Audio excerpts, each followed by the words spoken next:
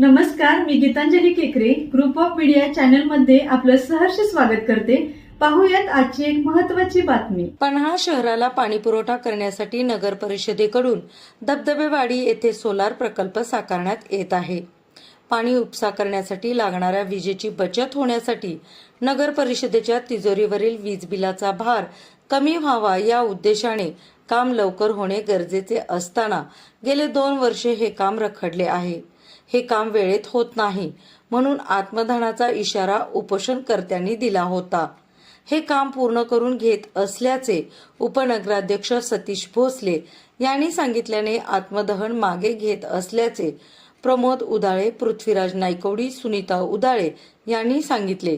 Solar प्रकल्प या कामाची चौकशी व्हावे तसेच काम तातडीने पूर्ण व्हावे या मागणीसाठी महाराष्ट्र दिनी प्रमोद उदाळे, पृथ्वीराज नायकवडी, सुनीता उदाळे यांनी आमरण उपोषण केले होते। त्यावेळी नगर परिषदेकडून सोलार प्रकल्पाचे काम 1 महिन्यात जूनपर्यंत पूर्ण करण्याचे लेखी आश्वासन दिले होते। त्यापूर्वी हे काम पूर्ण झाले नाही तर नगर परिषदेसमोर आत्मदहन करण्याचा इशारा प्रमोद उदाळे यांनी दिला होता।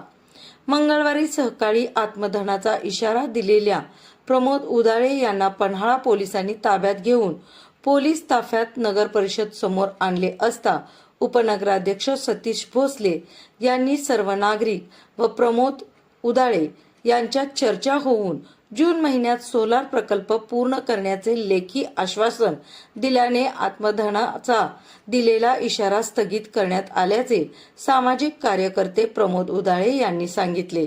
कारवाई 100% झालीच पाहिजे ना। काम पूर्ण झालं की नाही काम पूर्ण झालं तरी साहेबांनी चौकशी लावायची ना। ज्यांनी केलं आता आमचे 2 वर्ष आमच्या तोंडाला पाणीच पुसलेत ना। आम्हाला कळालं म्हणून तिथं काम चालू म्हणून आम्ही गेलो। त्या लोकांना माहित पण नव्हतं पन्हाळ्यातल्या की तिथं पन्हाळ्यातल्या लोकांसाठी तिथे काम चालू आहे। ते पैसे डाळलेलेच होते ना लोकांनी। पैसे काम न होता आफ्टर बिफोरचे फोटो न जडता ज्यांनी जे काढलेत पेमेंट काढलं त्या लोकांच्या सगळ्या कारवाई झालीच पाहिजे।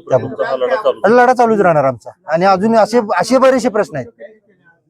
काय सांगतो, असे 15 कोटी रुपयाचा फ्रॉड आहे, 15 ते 18 कोटी रुपये फ्रॉड आहे। ते सगळे झाल्याशिवाय आम्ही यांची बदली पण होऊ देत नाही आणि सगळे त्याशिवाय आम्ही गप्प बसत नाही। पण विद्युत वितरण कंपनीने वेळेत सोलार प्रकल्पाची मंजुरी दिली नसल्याने दिरंगाई झाली असे मुख्याधिकारी चेतन कुमार माळी यांनी सांगितले। जून महिन्यात सोलार प्रकल्प पूर्ण करत असल्याचे लेखी आश्वासन मुख्याधिकारी चेतन कुमार माळी, सतीश भोसले यांनी देताना ग्रुप ऑफ मीडिया चॅनलला लाईक करा, सबस्क्राईब करा आणि शेअर करा।